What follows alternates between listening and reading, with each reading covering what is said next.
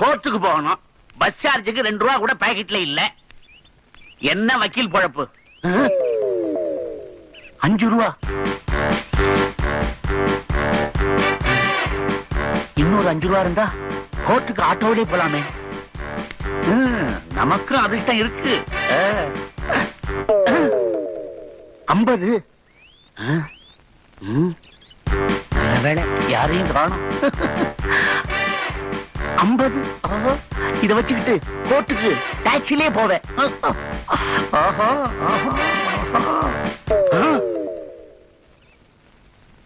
500 ரூபா இத வச்சுக்கிட்டு ஃபாரின் கோர்ட்டுக்கு ஃபிளைட்லயே போவேன், ஃபிளைட்லயே வருவேன்.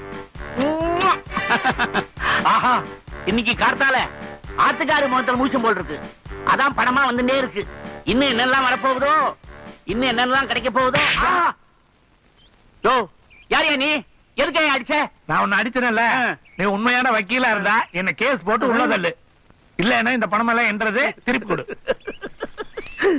யோ, நாட்டுக்கு விடுதலை வாங்கி தந்த தேச தந்தைய கையில கொடுத்து என்ன கவுத்துட்டியா? பணத்தெல்லாம் நான் திருப்பி தரமாட்டேன். நான் நல்லா இருக்கணும், அதுக்காக நீ உள்ள இருக்கணும்.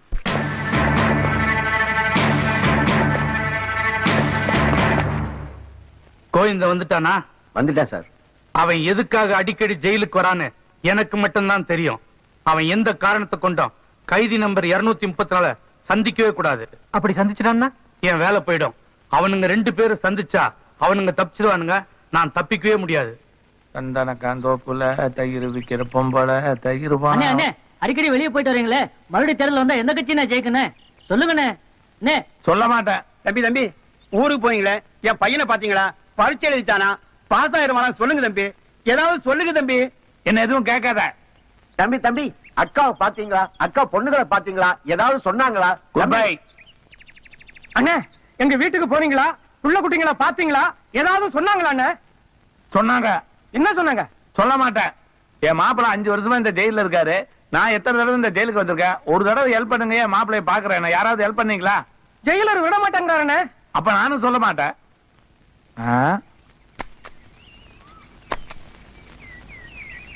நீங்க இந்த ஜெயிலுக்கு புதுசா? ஆமா. என்ன குத்தம் பண்ணிட்டு நீங்க ஜெயிலுக்கு வந்தீங்க? வரதராசன் கொலை பண்ண முயற்சி பண்ண புடிச்சு உள்ள போட்டாங்க.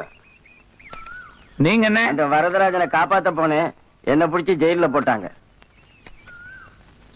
நீங்க? அந்த வரதராஜனை நான் தான். தூங்குறானா? தூங்குற மாதிரி நடிக்கிறானா?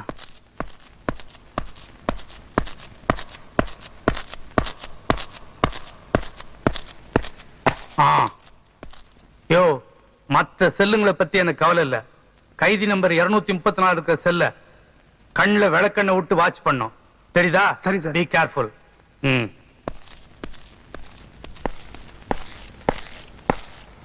மாப்ள, நீங்க ஜெயிலுக்கு வந்த இந்த 5 வருஷத்துல நான் 100 தடவை ஜெயிலுக்கு வந்தாச்சு மாப்ள. யாருமே உங்களை பார்க்க விட மாட்டேங்கிறாங்க மாப்ள. நான் பேசுறது உங்களுக்கு காது கேக்குதா மாப்ள? இன்னைக்காவது பேசுங்க மாப்ள. நீங்க பேச மாட்டீங்க மாப்ள. இது வரைக்கும் பேசாதவங்க இப்பவா பேச போறீங்க? எனக்காக பேச வேண்டாம் மாப்ள, என் பொண்ணுக்காக பேசுறேன்.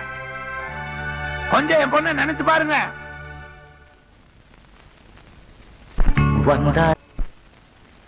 மாப்ள, நீங்க என் பொண்ணு ஞாபகமாவே இருக்கிறீங்க. பொண்ணு உங்க ஞாபகமாவே இருக்கிறா. உங்க 2 பேரும் ஞாபகமா நான் இருக்கிறேன். அது போதும் மாப்ள. நேரமாவதில்ல, போய் படுத்துங்கயா. சொல்றேன். என்ன? தொப்பிய குடியா, தொப்பிய குடியா, யோ தொப்பிய குடியா, யோ காலையில வந்து வைக்க போயா.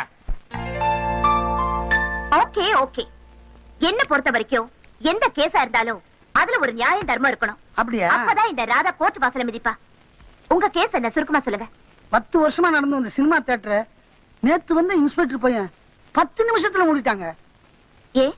ஏன்னா மாமூல் கேட்டான், கொடுக்க மாட்டேன்னு. உண்மையாவா? வக்கீல் கிட்ட போய் சொல்லக்கூடாது. உண்மையை சொல்லிட்டீங்களா? சொல்லியா? அப்பதானே கேஸ் எடுக்க முடியும். அது வந்துங்க பேருக்கு தான் சினிமா தியேட்டர், லைசன்ஸ் கூட கிடையாது. ராத்திரி நேரத்துல ரிக்கா டான்ஸ், கள்ளச்சாராயம், சூதாட்டம், கிட்டத்தட்ட ஒரு கிளப் மாதிரி நடத்துறேங்க. எந்திரி. என்ன சொல்றீங்க? எந்திரியா? என்னாச்சு? பின் என்னையா எங்க அப்பா ஒரு ஜெயில் சூப்பர்டென்ட், எங்க அண்ணன் ஒரு போலீஸ் ஆபீசர், நான் ஒரு லாயர். எங்க குடும்பமே சட்டத்துக்காக வாழ்ற குடும்பம். என்கிட்ட என்ன கேஸ் கொண்டு வரியா? Get out. போய வெளியில. ஓரம்மா, பீஸ் கொடுத்து கேஸ் நடத்தலாம்னு பார்த்தேன், உனக்கு கொடுத்து வைக்கல. விடு, லஞ்சத்தை கொடுத்து அந்த இன்ஸ்பெக்டர் இந்த ஏரியா விட்டு மாத்தல, என் பேரை மாத்தி வச்சுக்கிறேன். முன்னாடியும் மீசையும். Madam, come in. என்ன? நாளைக்கு சுதந்திர தினம். ம், சூப்பரண்ட் ஐயா உங்களை கண்டிப்பா வர சொன்னாரு. சரி வரேன்னு சொல்லு. Okay madam. ம்.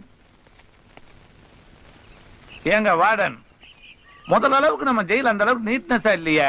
ஏன் பாரு, ஜெயிலுக்குள்ள வரும்போது கழட்டி கொடுத்த சட்ட மாதிரியா இருக்குது. அப்போ உங்களுக்கு செலவு பண்ணி இஸ்திரி போட்டு மடிச்சு கொடுக்கணுமோ? ஒரு வருஷத்துக்கு எத்தனை தடவை நான் ஜெயிலுக்கு வர்றேன், இதை கூட நீங்க எல்லாம் செய்யக்கூடாதா? மாப்பிள, ஒரு வாரம் ஜெயில சந்தோஷமா வந்து இருந்த மாப்பிள, நாளைக்கு ஏதோ சுதந்திர தினம் கொடியேத்துறாங்களா, என்ன விடுதலை பண்ணிட்டாங்க பாவிங்க. நேரத்துக்கு சாப்பிடுங்க மாப்பிள, நான் போயிட்டு சீக்கிரமா வர்றேன். என்னது போயிட்டு வர்றேன்னு, போயிட்டு சீக்கிரமா வர்றேன். என்ன வர்றையா போயிட்டு. முத்துமாணிக்கம், மாரிமுத்து சுதந்திர தினத்துக்கு கொடியேத்த வர்றான்.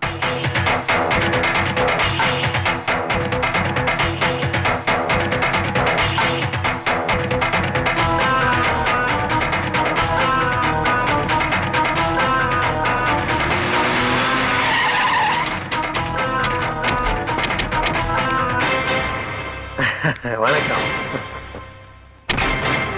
வணக்கம்.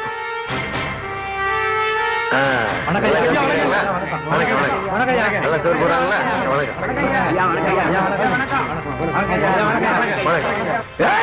மணிமுத்து, உன்னோட மறுபக்கத்தை தெரிஞ்சவன்டானா? நம்ம சுதந்திர கொடி ஏத்துறதுக்கு உனக்கு என்ன தகுதி இருக்கு? நீ என்ன இந்த நாட்டுக்காக பாடுபட்ட தலைவனா இல்ல தொண்டனா? தியாகிங்க நிக்க வேண்டிய இடத்துல தகுதியே இல்லாத பொறுக்கி நீ நிக்கிறியா? லட்சக்கணக்கான போய் ரத்தம் சிந்தி உருவாக்குற இந்த கொடி பக்கத்துல கூட நிக்கிறதுக்கு உனக்கு தகுதி இல்லை. அவனை கொடி ஏத்த விடாதீங்க. கொடி ஏத்துறதுக்கு அவனுக்கு தகுதி இல்லை.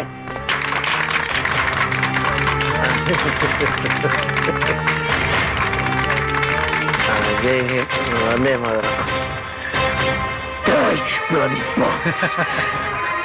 முட்டாய் சாப்பிடுறியா? சுதந்திர தினம் முட்டாய் சாப்பிடு. அவர் ஏத்தக்கூடாதுன்னு கத்துனிய, அவர் கொடி ஏத்துந்தோம். கொடி எவ்வளவு ஜெகஜோதியா பறக்குது. உன்ன மாதிரி ஆளுங்க இருக்கிற வரைக்கும் நியாயமானவங்க நம்ம கொடி ஏத்தவே முடியாது. யார் பண்ற நீ? ஆபீசரை எப்படிங்க சட்டை பிடிச்சி கைய உடஞ்சி. Rowdy rascal.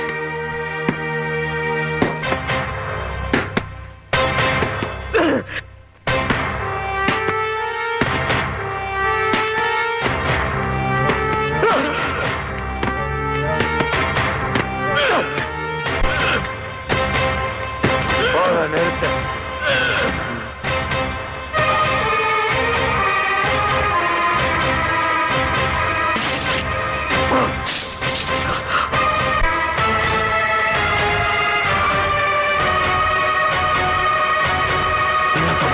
மாரிமுத்து கோஷ்டி உங்க மாப்பிளை ஜெயில போட்டு அடிச்சாங்களாம்.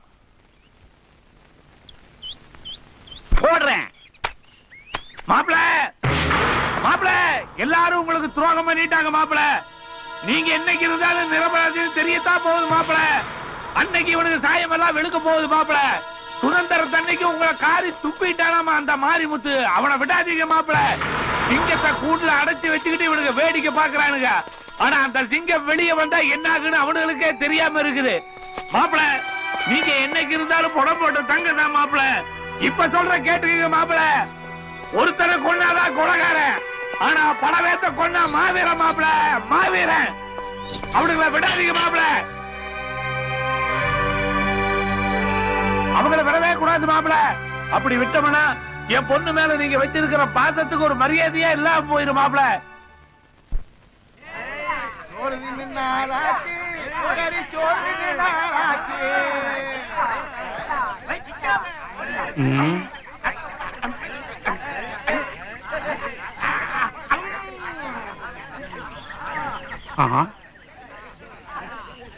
இங்க வாயா. சாப்பாடுனா அவன் உட்கார்ந்து சாப்பிடுவான், இங்க என்னடா ஒருத்தன் ஓடிட்டே சாப்பிடறான், ஒருத்தன் குச்சிக்கிட்டே சாப்பிடறான். இன்னையா விஷயம்? அது ஏன் சார் கேக்குறீங்க? ஆ. கறிக்குழம்பு போடுற அன்னைக்கு அவங்க அட்டூழியம் தாங்க முடியல. ஜெயில நாம வச்சதா சார் சட்டம், எல்லாம் அவங்க வச்சதுதான் சட்டம். இதுல வேற புது கட்சி ஆரம்பிக்க போறாங்களாம். ஆமா சரி நீ போ. சார். ஏயா ஜெயில எல்லாரும் சாப்பிட்டாங்களா? எல்லாரும் சாப்பிடுறாங்க சார். கோவிந்த மாத்திரம் சாப்பிட மாட்டேன்னு அடம் பிடிக்கிறான் சார். இன்னைக்கு கறி குழம்புன்னு சொன்னியா? சொன்னேனே. 2 நல்லி எலும்பு எடுத்து போட வேண்டியது தானே? கேட்க மாட்டேங்கிறான் சார். பச்சை தண்ணி கூட சாப்பிடாம உண்ணாவிரதம்னு சாக போறேன்னு அடம் பிடிக்கிறான் சார். ஐயோ, ஜெயில எவனாவது செத்தான்னா என் பொழப்புக்கு ஆபத்தாயிடுமையா. அவனை தாஜா பண்ணி கொஞ்சம் சாப்பிட வையா. யாரு? நானா? சார் 14 வருஷம் ஜெயில் தண்டனை முடிஞ்சு 4 கழிச்சு ரிலீஸ் ஆக போறேன். இன்னும் 2 வருஷம் வேணாலும் என்ன உள்ள வச்சிருங்க. தயவு செய்து அந்த மசாலாட்டி கஞ்சி வைக்காதீங்க. எனக்கு பசிக்குதுதான், இருந்தாலும் மனுஷனா பிறந்த ஒரு வைராக்கியம் வேணும்ல. ஒண்ணு நீ சாப்பிடணும், இல்ல எங்களை சாப்பிட விடணும். உண்ணாவிரங்கிற பேர்ல சோத்த முன்னால வச்சு எப்படி சும்மா இருக்கிறது? கை கட்டுது வாய் கட்டலையே. அப்படி கேளுங்க. இத பாருங்க, என்ன உணர்ச்சி வசப்படுத்தாதீங்க. என் மாப்பிள்ள சொல்லாம நான் சாப்பிட மாட்டேன். அப்போ உன் மாப்பிள்ள சொன்னாதான் சாப்பிடுவேன், இல்ல உயிரை விட்டுவியா? அப்பா, இந்த காலத்துல ஜெயில சோறு போடுறதே பெரிய விஷயம். இந்த அழகுல உன் மாமங்கார உண்ணாவிரதம் இருக்கிறேன்னு சொல்றான். உண்ணாவிரதம் இருந்தாலும் பரவாயில்ல, செத்துக்கித்து தொலைச்சான்னா என் வேலைக்கே ஆபத்தாயிடும். என் வேலை போனாலும் பரவாயில்லப்பா. உனக்குன்னு சொல்லிக்க ஒரே ஒரு சொந்தம் உன் மாமங்காரன் தான். அவனும் போயிட போறான்ப்பா. மாப்பிள்ள கிட்ட ஜெயிலர் ஏதோ பேசுறாருன்னு நினைக்கிறேன். மாமா சாப்பிடுங்க. சாப்பிட மாப்பிள்ள, சந்தோஷமா சாப்பிட மாப்பிள்ள. என் மாப்பிள்ளையே சொல்லிட்டாரு சாப்பிடுறேன். சாப்பிடு. மாப்பிள்ள இன்னைக்கு தான் மாப்பிள்ள சந்தோஷமா சாப்பிடுறேன். உங்களை அடிச்சவன கெஞ்ச வச்சுட்ட மாப்பிள்ள, அதுவே எனக்கு போதும் மாப்பிள்ள. சாப்பிடுற மாப்பிள்ள, சந்தோஷமா சாப்பிடுற மாப்பிள்ள. ஏன் என்ன அடிக்கிற? சாப்பிட்ட உடனே தெம்பு வந்துருச்சு. சாப்பிட்டதுக்கு ஏதாவது செய்ய வேண்டாமா? அதுக்காக என்ன அடிக்கணுமா? உன் பிரச்சனையே பெருசா போச்சே. அண்ணே மணி என்ன? வா, நீ செஞ்ச தப்புக்கு இன்னும் 1.5 வருஷம் கழிச்சு தான் ரிலீஸ் ஆக போற. இப்ப மணி கேட்டு என்ன பண்ண போற? தூங்க போறேன்னு. அப்போ நீ டைம் பார்த்து தான் தூங்குறியா? ஒரு முயற்சி தான். ஏற்கனவே முயற்சி பண்ணதா நீங்க 3 பேரும் உள்ள இருக்கிறீங்க. மறுபடியும் முயற்சி பண்ணி என்ன பண்ண போறீங்க? No question. நான் ஒண்ணும் உங்ககிட்ட கேட்கவே இல்லையே. நான் ஒண்ணும் பேசலையே. இப்ப என்னமா பேசுற மாதிரி இருந்தது? அவர் ஒண்ணும் பேசலீங்க. அவர் ஒண்ணும் பேசலீங்க. நீயே பேசுற? அவன் ஒண்ணும் பேசலீங்க. இப்ப நீங்க 2 பேரும் பேசுறே இல்லையா? பேசலீங்க.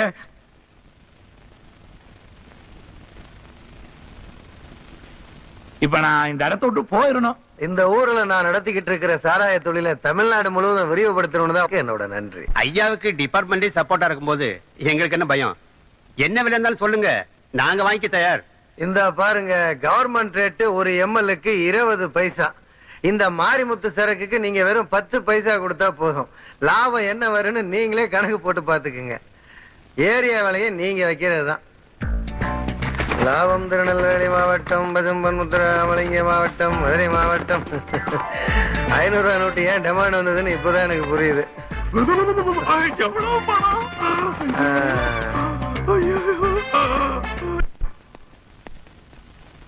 மிஸ்டர் காளிமுத்து, சுதந்திர தினத்தை முன்னிட்டு கிட்டத்தட்ட 15 கைதிகளை ரிலீஸ் பண்ண சொல்லி ஆர்டர் போட்டிருந்தேன்.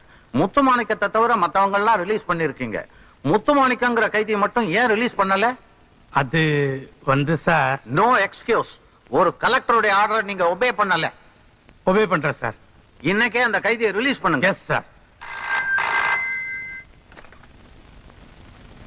ஹலோ ஹலோ, ஐயாவா பேசுறது? நான் ஜெயிலர் காளிமுத்து பேசுறேன். சொல்லு காளிமுத்து. ஜெயில இருக்கிறானே முத்துமாணிக்கம்.